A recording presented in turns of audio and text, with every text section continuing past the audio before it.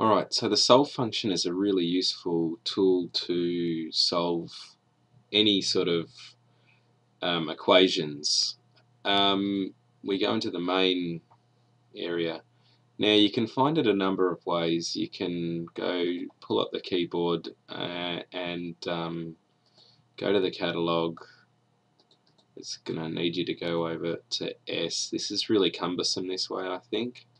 And then sift through all of these until you get up to the solve function. There it is there. Double click on it and then type in your function. That's a really long way. You can type it in manually using your keyboard, SOLVE, and use your brackets. That's another way of doing it. Or you can go through the menu system. In advanced, there's the solve function. Now, it works a little bit funny. I'm not sure why it does it this way, but it asks you for the equation that you want to solve to be placed in this box here, and the variable in this case is x.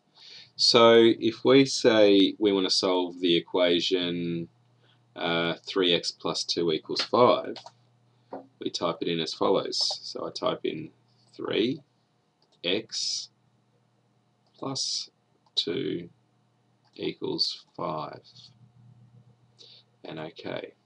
And there it is, what it's done.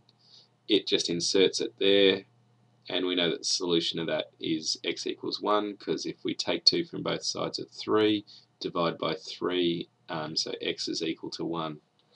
So that's the solve function there. You could use that with your stylus, just drag it down and edit that to solve whatever you want. So if you get some massive algebraic fraction that you want to solve, I definitely prefer to do it using this method of inserting the equation rather than going through the advanced and solve version.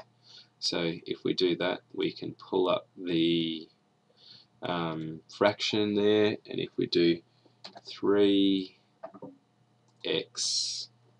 take 5 all over 2, and that equals